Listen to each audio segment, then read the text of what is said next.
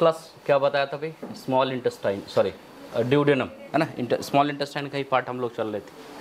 अब आगे यहाँ से हम लोग कंटिन्यू करेंगे। एक तरह से कह सकते हैं proper small intestine, small intestine duodenum के साथ भी था तो स्मॉल इंटेस्टाइन ही था।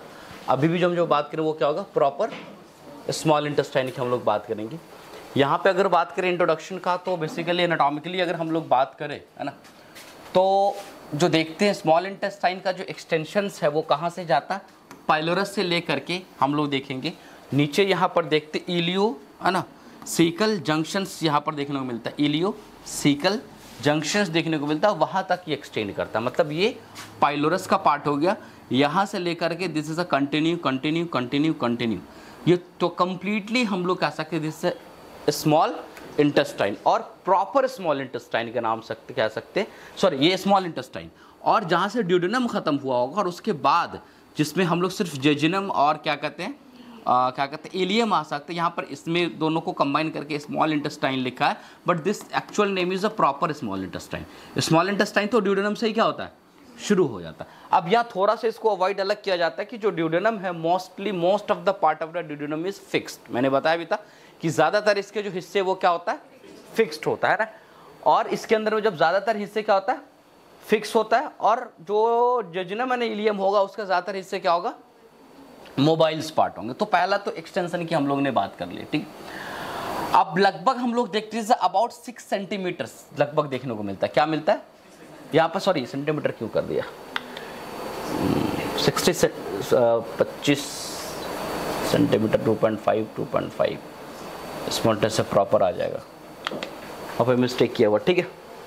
यहाँ पर अलग अलग सेग्रेशन हो, लगभग ड्यूडेनम का हमने क्या देखा था 25 सेंटीमीटर या 6 मीटर के समथिंग होगा, और ये यहाँ पर जो हम लोग देख रहे हैं जेजिनम का वो 2.5 मीटर और इलियम जो 3 मीटर्स के आसपास में समथिंग में आ जाएगा, ठीक है। तो यहाँ पर हम लोग ये चीज़ देखते हैं कि जेजिनम और इलियम जो कंटिन्यू में एक साथ हम लोग पढ़ेंगे। जैसे स्मॉल इंटेस्टाइन जब हमने स्टार्ट किया ड्यूडेनम को सेपरेट किया था, और ड्यूडेनम सेपरेट करने का रीजन है वो फिक्स्ड है, उसकी चीज़ें उसके साथ बहुत एसोसिएट है, इसमें बहुत ज़्यादा कुछ सीख है नहीं, तो इसलिए यहाँ पर नाम लिखा हुआ स्मॉल इंटेस्टाइन प्रॉपर करके लिखा हुआ, this a proper small intestine हम नाम बोलते हैं, ठीक है। ड्यूडेनम क्या था, रेट्रोपेनियल था, फिक्स था, this is not a fix basically हम लोग बात करें। अब प्रॉपर जेजिनम एंड इलियम की अगर हम लोग बात करें है ना, क्या करें, जेजिनम एंड इलियम का अगर प्रॉपर हम लोग बात करें यहाँ पर द स्मॉल इंटेस्टाइन, इसको हम लोग कह सकते हैं प्रॉपर एक्सटेंड फ्रॉम द ड्यूडेनो, कहाँ से फैलता है, प्रॉपर स्मॉल इंटेस्टाइन की अगर हम लोग बात करें ड्यूडेनोजेजुनल फ्लेक्सर। ड्यूडेनोजेजुनल फ्लेक्सर क्या हुआ, ये जो पॉइंट है यहाँ पर ये ड्यूडेनोजेजुनल फ्लेक्सर्स हो गया, वहां से लेकर के टर्मिनल पार्ट तो होगा इलियोसिकल जंक्शन, यानी इलियम आके खत्म होगा ऐसे, और यहाँ से क्या स्टार्ट होने लगेगा, सीकम स्टार्ट होने लगेगा। तो दोनों का जो मीटिंग पॉइंट है, इधर से इलियम का है ना, इलियम का मीटिंग पॉइंट, इधर किसका है, सीकम का मीटिंग पॉइंट है। तो इस मीटिंग पॉइंट को, यानी जो पॉइंट दो स्ट्रक्चर दो इंटेस्टाइन के अलग अलग पार्ट जो आपस में मिल रहे थे, तो जंक्शन मीटिंग पॉइंट जो वो जंक्शन कहलाएगा, इसलिए नाम भी क्या रखा जाता है, इलियोसिकल जंक्शन, या ऐसे करके कुछ हम लोग नाम यहाँ पर रखते हैं, ठीक है।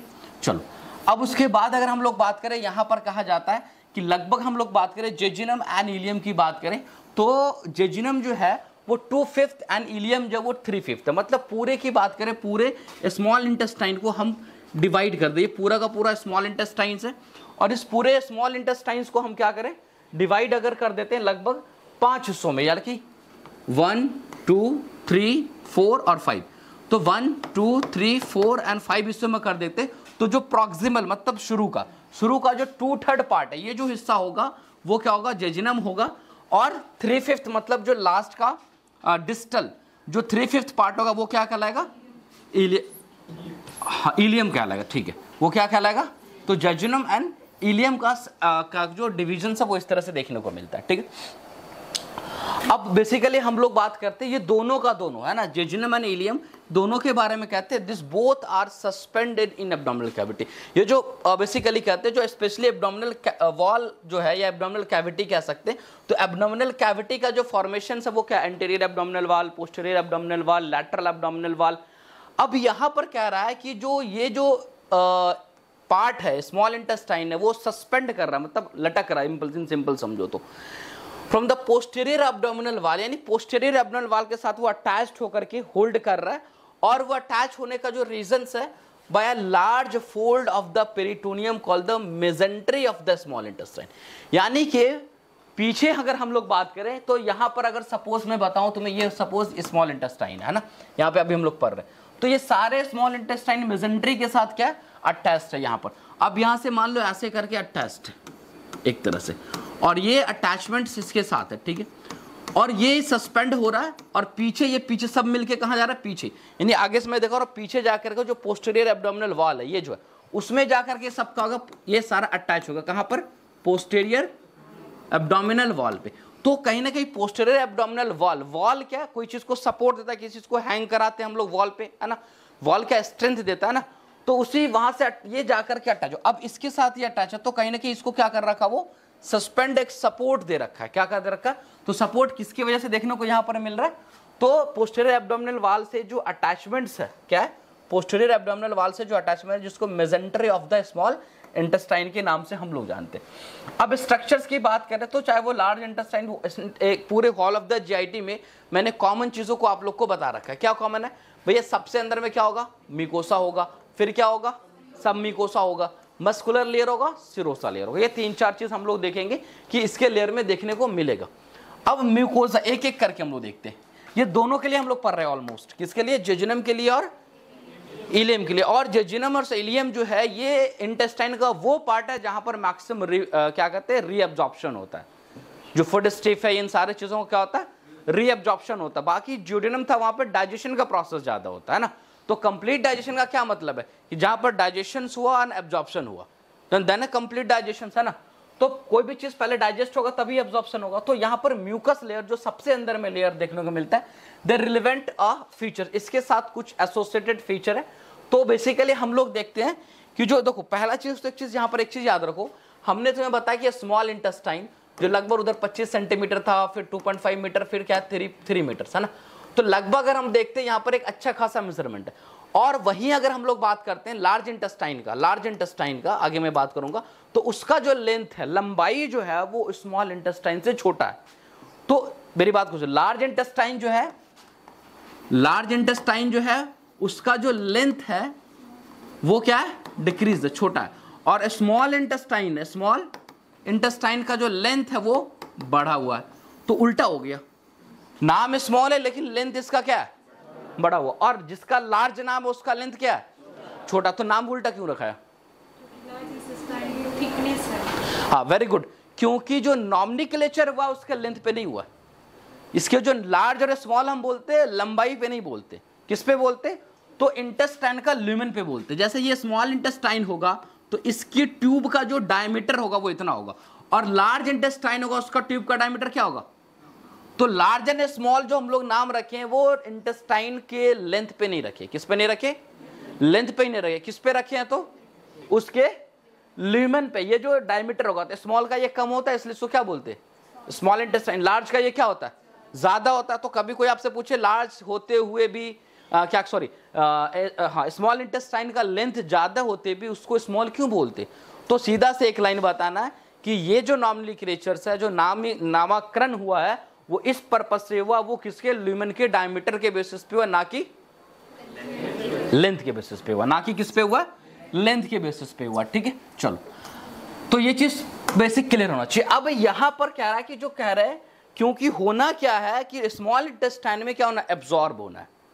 अब एब्जॉर्प्शन के लिए, कोई भी चीज के लिए हम ज्यादा से ज्यादा अगर सरफेस एरिया बनाएंगे तो एब्जॉर्प्शन क्या होगा, ज्यादा होगा। सपोज अगर यहां पे हम अभी ये जो पूरा जो यहाँ पे टेबल लगा हुआ है, इस टेबल पे कहीं भी पानी गिरा है तो पानी क्या हो रहा है, दिख रहा है, फैल रहा है, मतलब दिख रहा है। लेकिन इसके ऊपर हम वाटर एब्जॉर्बर मान लो स्पंज लगा दिया हाफ पे, अब हम पानी गिराएंगे तो ज्यादातर पानी क्या करेगा, एब्जॉर्ब होगा। हाफ से कम में लगाएंगे फिर भी एब्जॉर्ब होगा, लेकिन एब्जॉर्प्शन क्या होगा, मान लो आधा में अगर स्पंज लगा हुआ तो 2 बाल्टी पानी को एब्जॉर्ब कर जाएगा, और उसके आधा में लगेगा 2 बाल्टी पानी एब्जॉर्ब करेगा। तो अगर कहने का मतलब सरफेस एरिया बढ़ता है तो एब्जॉर्प्शन, उस कोई भी चीज का सरफेस एरिया बढ़ता है तो उसका फंक्शन करने का कैपेसिटी क्या होगा। अब इतने बच्चे एक छोटा सा क्लास में डाल दे हम, तो वहां पर क्लास फंक्शनली चलेगा। तो सरफेस एरिया क्या चाहिए, ज्यादा बच्चे तो उसके लिए क्या चाहिए, सरफेस एरिया क्लासरूम का ज्यादा चाहिए कि बच्चे कंफर्टेबली वहां पर बैठ पाए। तो कोई भी चीज के लिए, तो वैसे ही स्मॉल इंटेस्टाइन की जब हम लोग बात करते हैं तो एक तो चलो लेंथ नेचर ने बहुत लंबा दिया है, लेकिन उसके बाद भी उसका एरिया को और बड़ा करना है। क्या करना है? उसके एरिया को और बड़ा करना है, ठीक है। अब सपोज एक चीज यहां से देखो कि अगर हमारे पास ये पेज है ना, ये क्या है हमारे पास पेज है, तो इस पेज का अपना ऐसे अगर हम यहां पे रख दिया मान लो सपोज, तो ये पेज एक एरिया ले रहा होगा, ये क्या करेगा, ये पेज एक क्या ले रहा है, अरे यार ये पेज क्या कर रहा है, हाँ सर, हाँ ये पेज क्या लेगा, एक एरिया लेगा, ठीक है। चलो जो भी एरिया लेगा, सटाएंगे तो वो चल नहीं रहा इस वजह से। अब इतना बड़ा पेज, ये कुछ तो एक एरिया होगा ना इसका, A4 साइज है, जो भी साइज है उसका पूरा स्क्वायर फीट जो भी एरिया निकालोगे वो निकलेगा। अब ये एरिया इतना बड़ा एरिया हो गया, तो ये चीज हो गया, ठीक है। अब हम क्या है, इसको फोल्ड करो, इसको इस तरह से क्या करो, फोल्ड करो। इस तरह से हमने क्या कर दिया, फोल्ड करते हुए जा रहे हैं, है ना, इसको फोल्ड कर रहे हैं,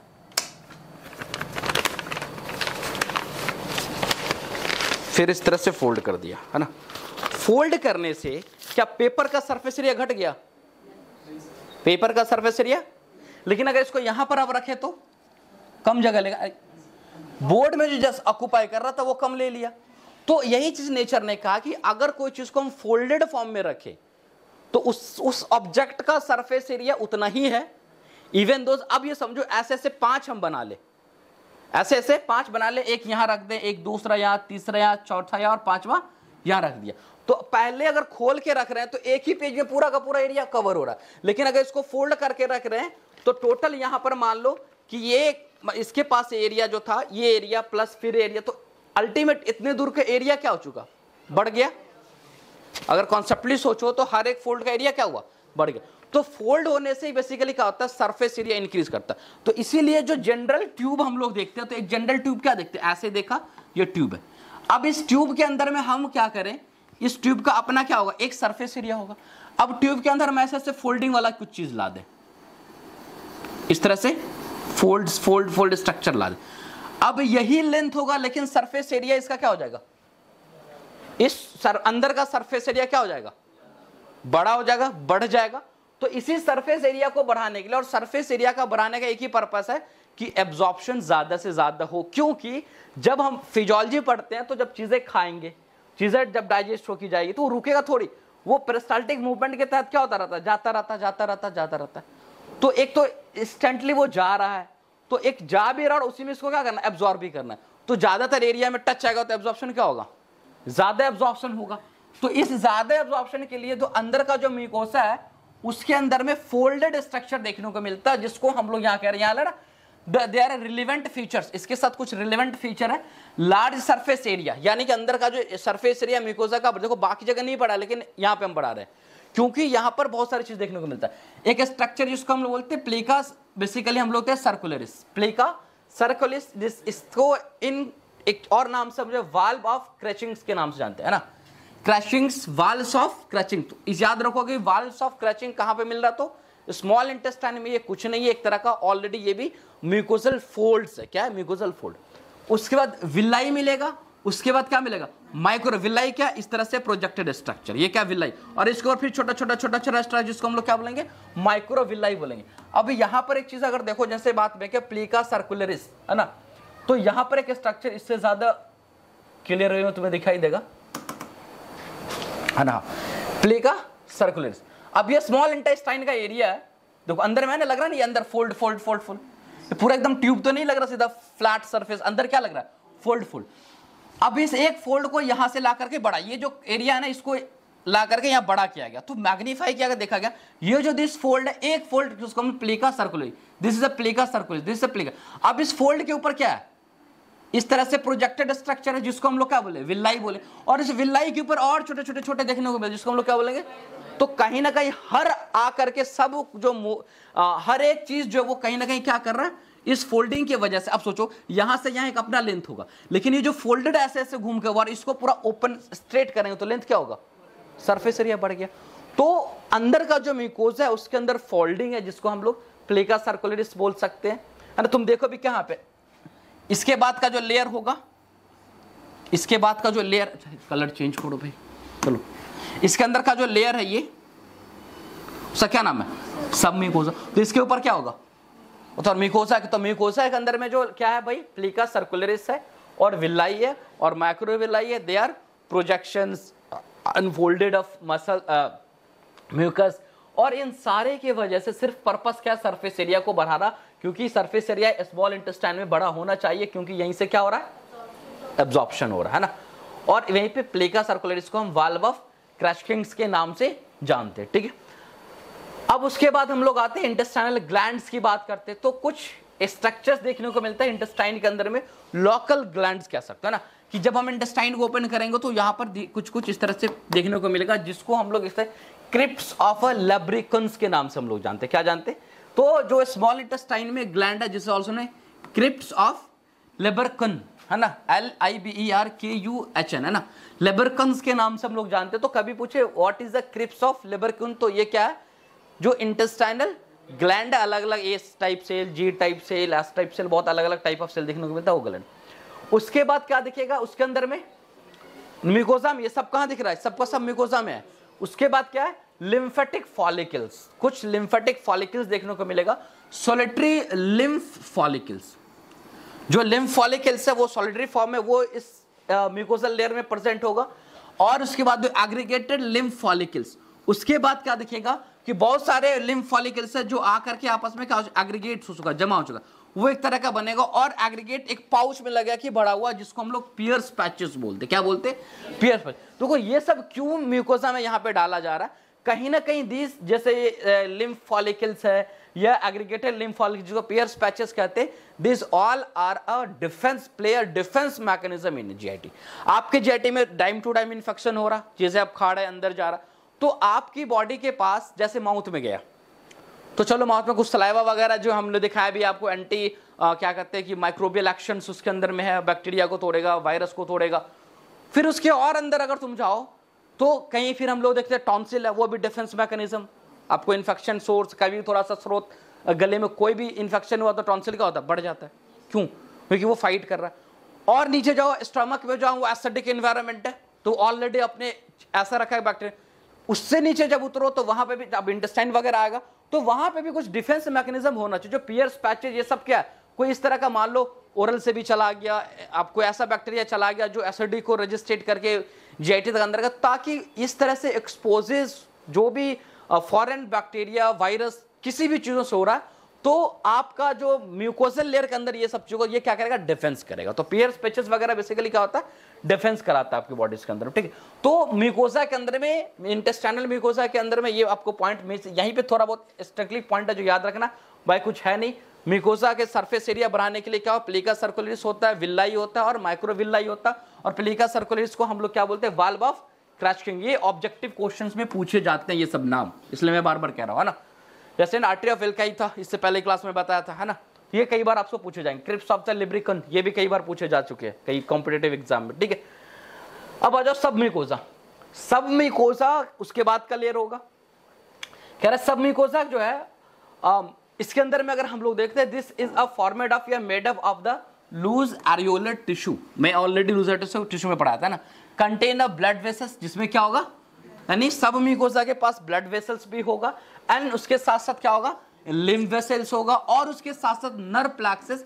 और पूरे जीआईटी में, मैं शुरू के जीआईटी में बताया था कि जीआईटी का जो नर्व सप्लाई, उसका एक सिस्टम बोलते हैं enteric nervous system. Enteric nervous system, जैसे सिंपल समझाने के लिए मैं बोलता हूं कि नर्वस सिस्टम बोलते, तो नर्वस सिस्टम को हम लोग ऐसे कटाया करते हैं, central nervous system, PNS peripheral nervous system. तो एक जीआईटी का खुद समझो एक तरह का नर्व, हालांकि खुद मतलब ऐसा नहीं कि सेंट्रल से या नर्वस सिस्टम से कम्युनिकेशन है, वहीं से है कम्युनिकेशन, बट इंडिविजुअली, जैसे सर्कुलेशन जनरल पढ़ते हैं, लेकिन पोर्टल सर्कुलेशन में पता है कि पोर्टल सर्कुलेशन एक इंडिविजुअल सर्कुलेशन के फॉर्मेट में हम लोग देखते हैं अंदर में। तो वैसे इंटेरिक नर्वस सिस्टम है, और ये इंटेरिक नर्वस, इंटेरो वर्ड जो आता है किसके लिए, मैंने कई बार बताया, इंटेरो वर्ड किसके लिए आता है, इंटेस्टाइन के लिए आता है। तो इंटेरिक नर्वस सिस्टम, यानी आपके जो जीआईटी है, उस जीआईटी के अंदर में जो नर्वस वगैरह उन सारे, और पूरे इंटेरिक नर्वस सिस्टम को दो जगह डिवाइड हम लोग करते हैं। एक तो हम लोग देखते हैं यहां पर जो नर्व प्लेक्सस, जहां पर देखने को इसको मिजनर्स प्लेक्सस के नाम से जानते, और दूसरा ऑर्बिक प्लेक्सस के नाम से जानते। दो चीजें, enteric nervous system is divided into two segments, two part, two type, कुछ भी कह लो। तो पहला क्या आता है, मेसेंजिस प्लेक्सस, प्लेक्सस समझो नर्व का क्या होगा, बंच ऑफ नर्व बेसिकली कह सकते हो वहां पे ना, और ऑर्बिट प्लेक्सस। तो ये दोनों लोकेशन वाइज अलग अलग है। तो ये इसलिए मैं बता रहा हूं कि जब भी आप प्रोसीजर कर रहे हो, सपोज अगर सर्जिकल प्रोसीजर हो रहा है, कोई इस तरह की चीज हो रहा है, तो आपको पता होना चाहिए किस लेयर में नर्वस टिश्यू देखने को मिलेगा जीआईटीज के अंदर। अब यहां पर क्या रहा कि किसमें, सब म्यूकोसा में क्या क्या मिल रहा, तो ब्लड वेसल्स मिल रहा है, लिम्फ वेसल्स मिल रहा है, और नर्व प्लेक्सस जिसको हम लोग क्या बोलते हैं, मेसेंजिस प्लेक्सस के नाम से हम लोग जानते हैं। ठीक है, अब आता हूं उसके बाद हम लोग मस्कुलर लेयर में आ जाओ। किसमें आ जाओ, मस्कुलर लेयर। मस्कुलर लेयर क्या है भाई, मसल्स का। और मसल्स में मैंने जनरली मैं बोला कि जो मसल्स हो made up of outer longitudinal से बना होगा और इनर कैसा होगा, सर्कुलर लेयर होगा। अब 2 ही लेयर होगा क्योंकि 3 लेयर सिर्फ मैं आपको कहां बताया था, 3 लेयर सिर्फ और सिर्फ स्टोमक में, तीसरा लेयर ऑब्लिक आता था स्टोमक में। तो यहाँ पे 2 लेयर है, तो आउटर जो होगा वो क्या होगा, लॉन्गिट्यूडनल्स, और इनर जो होगा अंदर से वो क्या होगा, मसल्स फाइबर की बात करें, दिस इज अरेंजमेंट है ना। और ऑर्बिस plexus of the nerve is present in the between this 2 layer, यानी कि बाहर जो लॉन्गिट्यूडनल है और अंदर जो सर्कुलर है, इस दोनों मसल्स फाइबर्स के बीच में, मसल्स फाइबर्स जो है कह सकते हो, उस दोनों के बीच में नर्व्स के फिर कुछ क्या है, प्लेक्ससेस देखने को मिलेंगे, उसी को हम लोग क्या बोलते हैं, ऑर्बिक प्लेक्सस। तो सिंपल सा अगर आपसे पूछे what is Auerbach plexus, Auerbach plexus is a nervous plexus in the enteric nervous system which are situated in between the outer longitudinal layer और इनर सर्कुलर लेयर। एक लाइन में तुम सीधा सा बता सकते हो। ठीक है, चलो सबसे आउटर लेयर क्या आता है, सिरोसा लेयर आता है। क्या आता है, सिरोसा लेयर आता है। अब सिरोसा लेयर के अंदर में अगर हम लोग बात करें, सबसे आउटर मोस्ट लेयर होगा पूरे जीआईटी का, मतलब कि इंटेस्टाइन में, it is formed by the visceral peritoneum, visceral peritoneum and lined by the simple squamous epithelium. और उसके ऊपर एक टाइप ऑफ जो एपिथेलियम कह सकते हो वो कैसा होता है, सिंपल स्क्वाइमस एपिथेलियम। तो ये 4 जो लेयरिंग था, वॉल कह सकते हो, उसके डिवीजन थे। अब कंप्लीटली हम लोग जेजुनम और इलियम का आर्टेरियल सप्लाई बात करें। क्या बात करेंगे, आर्टेरियल सप्लाई बात करेंगे। तो आर्टेरियल सप्लाई में बहुत कुछ नहीं है, थोड़ी चीजें यहाँ पर आपको याद रखने की चीज है कि क्या है कि जेजुनम और इलियम, अगर आपसे मैं पूछूं कि जेजुनम और इलियम का जो डेवलपमेंट है वो कहां से हुआ है, फोरगट, मिडगट, हाइंडगट में कहां से हुआ, फोरगट तो कल की खत्म, ड्यूडेनम के बाद फोरगट को नाम ही नहीं याद रखना, ड्यूडेनम से ही मिडगट स्टार्ट हो चुका। तो jejunum is a completely develop from the midgut. तो इसका मतलब इसकी कहीं से भी अगर ब्रांच आएगी तो कहां से आएगी, कहां से आएगी, मैं पूछ रहा हूं कि आर्टरी कहां से आएगी, ब्रांचेस किस मेजर आर्टरी से। मैं 3 तुम्हें बताया था कि पूरे एब्डोमिनल आयोटा में 3 निकलता, coeliac trunk, superior mesenteric artery, inferior mesenteric artery. तो फोरगट की जो सप्लाई है वो सिलियक ट्रंक से है, और मिडगट की जो सप्लाई है, मिडगट की किससे है, सुपेरियर मेसेंट्रिक आर्टरी। इसका मतलब ये हुआ कि सुपेरियर मेसेंट्रिक आर्टरी से ये ब्रांच निकल करके जेजुनम और इलियम को क्या करेगा, सप्लाई देगा। एकदम नहीं पढ़ते हो तुम लोग, सब चौपट है, पढ़ोगे अपना काम करोगे, नहीं पढ़ोगे मेरा क्या जाएगा। ठीक है, ठीक है, चलो। तो jejunum and ileum are supply by the jejunal and ileal branches of the, देखो लिखा भी हुआ था यहाँ पे, सुपेरियर मेसेंट्रिक आर्टरी। कहाँ कोई बोल रहा था जी, कोई नहीं बोला, सब मिडगट मिडगट चिल्ला रहा है। अब अपने बोल के अपने सुनोगे तो हमको कहाँ से पता चलेगा जी, है ना, खुद को मतलब तसफ़ी हो जाएगा तुम्हें कि हम बोल रहे हैं, है ना। तो थोड़ा जोर से बोलो, अगर सही भी बोल रही हो तो। लोग होता है आवाज कम बोलता है डर से कि गलत, तो गलत सही कहाँ होगा, यही होगा। और इतना बार पढ़ा हुआ चीज अगर गलत भी हो रहा तो फिर सोचो तुम लोग पढ़ने उड़ने के लायक हो नहीं, है ना। जाके कुछ करो उरो, बात खत्म, अंतिम माँ की डिग्री ले लेना। ठीक है, सुपेरियर मेसेंट्रिक आर्टरी की बात हम लोग बता रहे, तो कह रहा है ये क्या कि जेजुनम को और इलियम को सप्लाई होगा किससे भाई, तो नाम ही उसका जेजुनल इलियक ब्रांचेस। क्या, jejunal iliac branches of superior. कहने का मतलब यह है कि जैसे सुपेरियर मेसेंट्रिक आर्टरी निकले, मैं फिगर ही दिखाता हूं उनको, सुपेरियर मेसेंट्रिक आर्टरी निकलेगा देखिए भाई,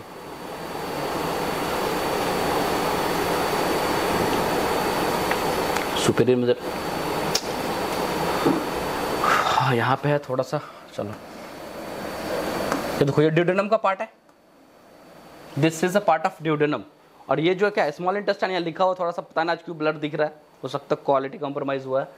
तो ये स्मॉल इंटेस्टाइन, और ये यहाँ से निकल रहा रेड, कलरफुल कुछ मार्क कर देते हैं। ये जो यहाँ से है ये सबका सब क्या है, duodenum, this all are duodenum. अब यहाँ पे जो रेड रेड वाला आर्टरी निकल रहा है, this is a superior mesenteric artery. अब ये देखो ऐसे ऐसे से क्या निकल रहा है, तो ये जो सुपीरियर मेसेंजरिक आर्टरी से ऐसे ऐसे करके कुछ कुछ ब्रांचेस निकल रहा, जेजुनम के पास जेजुनम का, इलियम के पास, लगभग ये जो ब्रांचेस होता है तकरीबन हम लोग देखते हैं नंबर में कहते हैं 12 से 15 होता है। कितने होते? 12 से 15 सुपीरियर मेसेंजरिक आर्टरी से जस्ट निकलेगा और वो जेजुनम प्लस इलियम को सप्लाई करेगा। ठीक है, अब टर्मिनल पार्ट ऑफ इलियम, जो इलियम टर्मिनल पार्ट कहाँ, जहाँ पे इलियम खत्म हो रहा होगा, कह रहा है कि टर्मिनल पार्ट ऑफ इलियम की अगर हम लोग बात करें इज बेसिकली कहते हैं branch of the ileus branch of the superior mesenteric artery. अब उसके बाद हम लेते हैं इलियोसिकल ब्रांच है। इलियोसिकल ब्रांच क्या है, क्योंकि जो सीकम है, सीकम भी किसका भाई है, सीकम जो है, कहने का मतलब ये देखो कि ये मान लो स्मॉल इंटेस्टाइन है, थोड़ा सा और जूम करें, ये क्या है, स्मॉल, कहाँ है स्मॉल इंटेस्टाइन, हाँ ये है स्मॉल इंटेस्टाइन, और ये आकर के खत्म हुआ और यहां से बना लार्ज इंटेस्टाइन। ठीक है, और initial part of the large intestine is caecum, है ना, ऑलरेडी मैं बता चुका क्या है, सीकम। अब उसके बाद यहां पे मैं बात करूं, कहने का मतलब है कि इधर होगा मान लो, है ना, जेजुनम इलियम इस तरह से आ रहा है कंटिन्यूस, है ना, तो ड्यूडेनम जेजुनम, है ना, इलियम, है ना, तो ये पहले तो इधर क्या होगा, जेजुनम के कुछ ब्रांचेस होगा जो कहां से डायरेक्ट आ रहा था, मान लो ये सुपीरियर मेसेंजरिक आर्टरी है, this is the superior mesenteric artery. यहां से लगभग 12-15 ब्रांच निकला है जो कि ऊपर से पहले किसको सप्लाई करेगा, जेजुनम को, और फिर नीचे से क्या सप्लाई करेगा। लेकिन कह रहा है कि जो लेटर पार्ट है, लास्ट का जो कुछ पार्ट है किसका, तो इलियम का, इलियम का ये जो लास्ट का पार्ट है, इसकी जो सप्लाई होगी वो एक और सुपीरियर मेसेंजरिक आर्टरी से एक और ब्रांच है, मान लो मैं यहां से निकालता हूं, एक और ब्रांच है इलियोसिकल ब्रांच। कौन है, इलियोसिकल, ऐसा ब्रांच आ रहा है जो इलियोसिकल आर्टरी है, और उससे निकल करके कहीं ना लास्ट पार्ट को ये सप्लाई करेगा और बाकी ये किसको कर देगा, सीकम को सप्लाई कर देगा। तो होल ऑफ दिस जेजुनम और इलियम की अगर आपको सप्लाई पूछे तो एक बार में याद रहेगा कि जो जेजुनम इलियम की मेनली सप्लाई है jejunal ileal branches from the superior mesenteric artery, this is लगभग कितना है, 12 से लेकर के 15 तक देखता है, और लास्ट का जो कुछ पार्ट इलियम का बच जा रहा है वो इलियोसिकल आर्टरी बेसिकली कह सकते हो, उससे एक ब्रांच निकल करके, उससे ब्रांच निकल कर जो सीकम को जा रहा था सप्लाई के लिए, वो लेटर पार्ट को क्या कर रहा है, सप्लाई कर रहा है, क्या कर रहा है, लेटर पार्ट को सप्लाई कर रहा है। ठीक है, चलो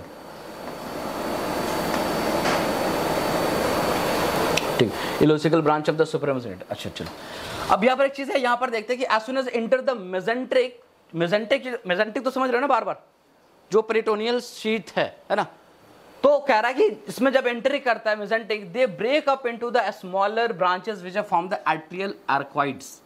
जाहिर सी बात है कि सुपीरियर मेसेंजरिक आर्टरी एसपीएम से ये निकला, और मैंने बोला तुम्हें कि भाई यहाँ पे है स्मॉल इंटेस्टाइन, सपोज ये क्या है, अब स्मॉल इंटेस्टाइन को सप्लाई कर रहा है, यहाँ पर ये ब्रांच निकल रहा है, स्मॉल इंटेस्टाइन को क्या कर रहा है, सप्लाई कर। तो ये स्मॉल इंटेस्टाइन को जो 15-16 ब्रांच सप्लाई किया, डायरेक्ट उठ के अपने आप चल रहा है, नहीं, ये इसको समझो इस तरह से, ब्रांच को जो इलियो क्या कहते हैं कि जेजुनल इलियल ब्रांच है, उसको रन करने के लिए उसके ऊपर एक चीज की सपोर्ट, मेसेंजरी की जरूरत होती है, किसकी, mesentery, they are break up into the smaller. अब ये जब आता है तो मैं डायरेक्ट अभी यहां से ऐसे दिखा दे रहा हूं, लेकिन एग्जैक्टली अगर तुम देखो इस फिगर के अंदर में, तो यहां देखो कि ब्रांच आया है ना, यहां पे देखो इसमें जो मान लो इलेक्ट्रिकल से ब्रांच आया होगा, तो जो 12-15 देखो तो ब्रांच आया, तो मेन सुपीरियर मेसेंजरिक आर्टरी से आया, सुपीरियर मेसेंजरिक आर्टरी से यहां से मान लो मेन ब्रांच आया, इधर से भी आया कुछ, उधर से भी गया कुछ। ठीक है, अब ये सर्कुलर पैटर्न बनाया, और यहां पर जो देख रहे हो तुम, ये सबका जा रहा है एकदम छोटे छोटे छोटे छोटे, वाजर एक्टा यही है ना, छोटे छोटे छोटे छोटे क्या हो रहा है, स्ट्रक्चर्स में बढ़ता हुआ चला जा रहा है, अंदर में मल्टीप्लिकेशन होकर के ये बढ़ता हुआ जा रहा है, और उसको जाके सप्लाई करने को मिल रहा है। तो कहने का मतलब उसके ये जो अकेला सिर्फ आर्टरी आर्ट्रियोल उसके ब्रांच नहीं है, वो ऐसा लग रहा है एक शीट है, उस शीट के ऊपर ये चल रहा है, एक लग रहा है ना मेम्ब्रेन का बना हुआ क्या है, शीट है, उसी शीट के ऊपर ये कह रहा है कि जो सुपीरियर मेसेंजरिक आर्टरी से जो ब्रांचेस आते हैं वो आपस में ब्रेक होता है, यानी कि डिवीजन होता है उसके अंदर में, और किस पे डिवीजन होता है आकर के, तो यही चीज बता रहा है यहाँ पर, ये जो डिवीजन चल रहा होता है किस पे, तो ब्रांचेस, और ये डिवीजन की वजह से क्या बना था, आर्क की तरह, ये आर्क की तरह, आर्च की तरह बन रहा है ना, तो जिसको हम लोग क्या बोलते हैं, आर्टेरियल आर्कॉइड्स के नाम से हम जाते हैं, आर्टेरियल आर्चेस कह सकते हो, वो का फॉर्मेशन होता है, ठीक है। अब यहां पर देखते हैं form convexities of the terminal arches, जो भी आर्चेस होगा तो आर्चेस क्या करेगा, टर्मिनेट तो करेगा ना एक अंतिम में जाके। तो बेसिकली हम देखते हैं टर्मिनेशन करते, जो आर्चेस जो है वो टर्मिनेट करता है स्मॉल पैरेलल स्ट्रेट वेसल्स, यानी तुम अगर देखो लास्ट में यहां करा करके, जैसे इस पार्ट को हटा करके यहां देखा गया, तो लगभग आर्टरी यहां पर तुम्हें लग रहा होगा कि एक आर्च है और यहां से क्या जा रहा है, एक यहां से निकला, एक यहां से निकला, तो लगभग एक दूसरे से क्या होता है, लगभग एक सीधा सीधा देखा तुम्हें, यहां से निकला, फिर यहां से निकला, फिर ये है, फिर ये है, एक आर्च से, ये पूरा एक आर्च है। तो ऐसा लग रहा है कि एक आर्च से जब निकल रहा है वो एक आर्ट्रियोल दूसरे आर्ट्रियोल का क्या है, पैरेलल है एकदम, एक दूसरे से क्या लग रहा है, ये पैरेलल लग रहा है, ठीक है, ठीक है। Parallel straight vessels called the वाजा रेक्टा। अब मैं बताता वाजा रेक्टा है क्या, तो वाजा रेक्टा वही है जो आर्च है, आर्कॉइड है, जो स्मॉल आर्कॉइड्स है, आर्चेज है, उससे जो पैरेलल निकल के जो एग्जैक्टली अब वो इंटर कर रहा है किसके अंदर में, पार्ट इंटेस्टाइन जो भी कह लो, दिस इज अ वाजा रेक्टा। क्या है, वाजा रेक्टा यहां पे देखने को मिलता है, ठीक है। अब आ जाओ वेनस ड्रेनेज, तो वेनस ड्रेनेज मैं फिर से बोलूंगा वही सेम चीज है, वेन का जो ड्रेनेज है वो क्या है, क्रॉसपेंडेंट टू द ब्रांचेस, क्या है, क्रॉसपेंडेंट टू द ब्रांचेस, मतलब जो जो जा रहा होगा वही वही आ रहा होगा, सिंपल से याद रख सकते हो, superior mesenteric artery and drain into the, सबका सब ड्रेन कहां करेगा, सबका सब ड्रेन कहां करेगा, पोर्टल वेन में करेगा, which carry absorbed product to the liver, क्योंकि यहां से तो पूरा का पूरा जीआईटी में क्या चल रहा है, स्मॉल इंटेस्टाइन में क्या चल रहा है, एब्जॉर्प्शन। अब ये सारा सुपेरियर मेसेंट्रिक वेन होगा, वो सब अभी कल मैं दिखाया था, इंफीरियर मेसेंट्रिक वेन होगा, स्प्लेनिक वेन में मिलेगा, सब मर्ज करके पोर्टल वेन बनाएगा, और पोर्टल वेन कहां एंटर करेगा, लीवर में एंटर करेगा। और जब पोर्टल वेन लीवर में एंटर करेगा तो मतलब वो अब ये सारा एब्जॉर्प्शन मेनली तो स्मॉल में हो रहा था, तो सारा एब्जॉर्प्शन होकर के पोर्टल वेन के थ्रू कहां जाएगा, लीवर में जाएगा। तो लीवर कहीं ना कहीं जितने भी आपका एब्जॉर्ब होता है, इसीलिए लीवर को हम लोग बोलते हैं ना कि लीवर इज अ, जो लीवर जो है वो बॉडी का किचन है। क्यों बोलते, क्योंकि आपके बॉडी से जितनी चीज, अब ये हमें और आपको ये लगता है, मैं डाइजेशन में बताऊंगा, फिजियोलॉजी जब मैं पढ़ाऊंगा, कि जो चीज हमने खाया है और वो जब वो एब्जॉर्ब हो गया तो वही जाके बॉडी में एक्टिंग रोल करता नहीं। अब लीवर के लिए जो आपने एब्जॉर्ब कराया, यानी आपकी जेटिस जो एब्जॉर्ब हुआ पोर्टल वेन लेके गया, तो लीवर के लिए वो रॉ मटेरियल है, क्या है, रॉ मटेरियल है। अब उसको लीवर उसको क्या करेगी, मेटाबॉलाइज करके उसको उसका क्या कहते हैं, उसको जो सिंथेसाइज करेगा वहीं से। अब आपको प्रोटीन खाए, लेकिन आपकी प्रोटीन तो बहुत अलग अलग टाइप, आपकी बॉडी तो अलग अलग प्रोटीन बनाती है, तो क्या आप अलग अलग प्रोटीन सब खाते हैं? अब सिंपली चलो ठीक है, प्रोटीन लिया, अब एक ही प्रोटीन, जब मान लो मटन से प्रोटीन मिला आपको, वही प्रोटीन जब एब्जॉर्ब हुआ तो लीवर के अंदर जब गया तो लीवर अब अलग अलग टाइप की क्या कर रही है, प्रोटीन को सिंथेसाइज कर रही है। तो लीवर कंप्लीटली क्या बन गया आपके लिए, एक तरह का। अब चावल लाते हो किचन में, उसी चावल का बिरयानी बना लेते हो, उसी चावल से और क्या बनता है जीजा।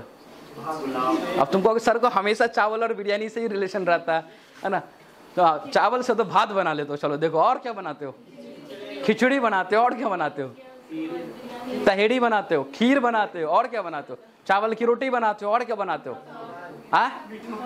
मीठा पुलाव बनाते हो, और क्या बनाते हो, और जल्दी बोलो। तो तुम लोग कुछ ही काम कर लेकिन जी, बस इतना ही चीज बनता है। क्या चीज, जीरा राइस पुलाव बनता है, चलो और बस चावल के 4-5 डिश बस। यखनी, यखनी तो हमको भी नहीं पता जी। अच्छा पुलाव के टाइप आपको बोले सर, हैदराबादी पुलाव, मुरादाबादी पुलाव, अखनी पुलाव, सॉरी अखनी बिरयानी है ना, अलग अलग टाइप ऑफ बिरयानी है, शाही बिरयानी। तो इसका मतलब थोड़ी कि फिर तुम, तो ये सिंपल में समझाना ये चाह रहा था कि अगर आप एक मटेरियल ला रहे हो रॉ, तो उससे वेराइटीज ऑफ प्रोडक्ट तैयार कर रहे हो। तो सेम लीवर का भी काम यही है कि आपके बॉडी से एक सिंपल चीज ले रही है और वेराइटीज ऑफ टाइप ऑफ चीजें बना रही है। तो हम लोग उस वेराइटी को फंक्शन में पढ़ेंगे आगे आएंगे तो, ठीक है। लिम्फेटिक ड्रेनेज में अब तुम यहां पर याद रखो, जो ड्रेन इनटू द, किसमें ड्रेन करता है, सुपेरियर मेसेंट्रिक, जो बचा खुचा होगा वो कहां करेगा, सुपेरियर मेसेंट्रिक नोड्स, क्या नाम है, यानी लार्ज इंटेस्टाइन का जो बचा खुचा होगा वो सब खाएगा सुपेरियर मेसेंट्रिक नोड। और ये नोड जो प्रेजेंट होता है around the origin of the superior mesenteric artery, मतलब ये नोड कहां पर होगा, ये जैसे सुपेरियर मेसेंट्रिक आर्टरी, अभी ऐसे नहीं, इस फिगर से अच्छा तुमको हाथ से बना के दिखा देते हैं। मान लो ये आयोटा है, ये क्या है, आयोटा है, ठीक है। अब इस अयोटा में यहां से सीलियक ट्रंक है और यहां से सुपीरियर मेसेंटिक आर्टरी है, और कह रहा है कि जहां पर सुपीरियर मेसेंटिक आर्टरी निकला है ना, इसी ओरिजिन के पास, इधर से इधर कहीं पे मान लो, इसी ओरिजिन के पास एक नोड है, उस नोड का क्या नाम है, सुपीरियर मेसेंट्रिक नोड। और उसी नोड में जो क्या कहते हैं कि जो स्मॉल इंटेस्टाइन है अपना चीजों को क्या करता है, स्मॉल इंटेस्टाइन का जो लिम्फेटिक ड्रेनेज है सब ला करके इसी नोड में ड्रेन कराता है बेसिकली। कहां करता है, अब ये नोड फिर आगे से आगे कम्युनिकेट होगा, वहां चला जाएगा, ठीक है। अब आ जाओ नर्वस सप्लाई के अंदर में, ठीक है। नर्वस सप्लाई की बात करें तो जाहिर सी बात है पूरे नर्व में सिंपली दो चीज तो याद रखो, कम से कम नहीं याद रहे, सिंपैथिक पैरासिम्पैथेटिक, है ना। सिंपैथिक होगा और क्या होगा, पैरासिम्पैथेटिक हो जाएगा। अब देखो क्या होता है नर्व सप्लाई में, the small intestine is supply by the both sympathetic and parasympathetic. ये तो हमेशा सब में याद रखो, सिंपैथिक, क्योंकि ये क्लास है, ये बेसिकली क्या उसके अंदर सिंपैथिक में कौन कौन है वो वेरी करेगा, और नर्व फाइबर, है ना। अब सिंपैथेटिक सप्लाई जो वो कहां से, T10 से T11, मैं हर बार अलग अलग क्लास में देखो अलग अलग हो रहा होगा। अब यहीं से क्या रहा है, T10 से T11 स्पाइनल सेगमेंट से ना, through the splanchnic nerves and superior mesenteric plexus, यानी T10 और T11 से जो निकल के जो बनाती क्या, स्प्लांचिक नर्व, यानी स्प्लांचिक नर्व प्लेक्सस होता है, और सुपीरियर देखो होता है क्या, सिंपल समझो कि मैंने कई बार बताया, जो स्पाइनल कोड है मान लो ये, तो स्पाइनल कोड से जो नर्व निकलती है ना वो डायरेक्ट ऐसे नहीं निकलती। एक सिंपल मैं बता रहा हूं, अभी तो नर्व सिस्टम पढ़ाया नहीं तुम लोग को जी, नहीं पढ़ाया ना। तो मान लो एक स्पाइनल सेगमेंट है, यहां पर हमने कट करके एक पीस ऑफ स्पाइनल सेगमेंट, तो वहां पर ऐसे जब निकलती है तो पीछे से निकलता पोस्टीरियर हॉर्न, आगे से निकलता एंटीरियर हॉर्न, दोनों मिलकर के फ्यूज करता, फिर आगे आकर एंटीरियर ब्रांच, पोस्टीरियर ब्रांच, फिर ये आकर के कहीं ना कहीं गैंग्लियन बनाता, फिर ये आकर के इधर से बहुत सारा आकर के प्लेक्सस बनाता, तो ये प्लेक्सस कहलाता है। अब यहां से एक रूट निकला तो अलग अलग रूट्स हो गया, तो यही कहने का मतलब जो प्लेक्सस में बार बार कह रहा हूं, तो मतलब ये नर्व के कई नेटवर्क्स आकर के वहां पर होल्ड कर रहा है बेसिकली, है ना। तो याद सिर्फ इतना याद रखना कि T10 से T11 कितना है, T10 से T11 स्पाइनल सेगमेंट देखने को मिलता है। अब यहां पर नर्व की बात है तो पेन की बात भी हो जाए, तो पेन फ्रॉम द जेजिनम की बात अगर हम लोग कर रहे हैं, ये रेफर्ड पेन है, यहां से भी रेफर्ड पेन है। जेजिनम का जो पेन होगा ileum region to the umbilical region, ये कैसा होगा, लगेगा अम्बलाइकल रीजन में पेन हो रहा है, क्योंकि तो इसका तो सबसे पहली बात है जो खुद ये स्ट्रक्चर फिक्स नहीं है, ये क्या फिक्स नहीं, मोबाइल है, थोड़ा इधर घूमे तो इधर थोड़ा जाएगा, इधर घूमे तो इधर जाएगा ना, तो हर तरफ थोड़ा बहुत घूमता रहेगा। तो इसका रेफर्ड पेन अगर एग्जैक्टली देखने को मिलता है तो वो कहां मिलेगा, नियर अबाउट द अम्बलाइकस के आसपास में तुमको देखने को मिलेगा, ठीक है। पैरासिम्पैथेटिक सप्लाई की अगर हम लोग बात कर रहे हैं तो पैरासिम्पैथेटिक सप्लाई में बेसिकली बात, it is a drive from the vagus nerve, क्योंकि वेगस नर्व का पूरा जीआईटी में सप्लाई है ना, nerve through the coeliac and superior mesenteric plexus, किसके थ्रू, कम से कम तुमको वेगस तो खैर याद रखो, लगभग जीआईटी में जहां पैरासिम्पैथिक की बात करें तो वेगस का नाम एक सिंपल याद रखो, वेगस के अंदर आपको किन प्लेक्सस के थ्रू, एक वेगस आया और अलग अलग प्लेक्सस बनाया है, तो किस प्लेक्सस के थ्रू हुआ वो कहानी यहां पे याद रखना पड़ेगा। The sympathetic fibre are motor to the gut sphincter, जो सिंपैथेटिक फाइबर होगा, है ना, जो सिंपैथेटिक फाइबर है, जो सिंपैथेटिक नर्व है, वो बेसिकली क्या होता है, जो गट के लिए जो जीआईटी है वो मोटर फाइबर होता है, और जो स्फिंक्टर्स हमने जीआईटी के अंदर में जहां जैसे पाइलोरिक स्फिंक्टर है ना, पाइलोरस के बारे में पढ़ते, और बहुत सारे जो म्यूकोसल फोल्ड आ रहा है उस जैसे पेलिका वगैरह आ रहा है सर्कुलरिस, उस सब फोल्ड करके इंस्पेक्टर रोल पे प्ले करता है। तो sphincter whereas they parasympathetic fibre stimulate the peristaltic and the inhibitory of to the क्या कहते हैं स्फिंक्टर।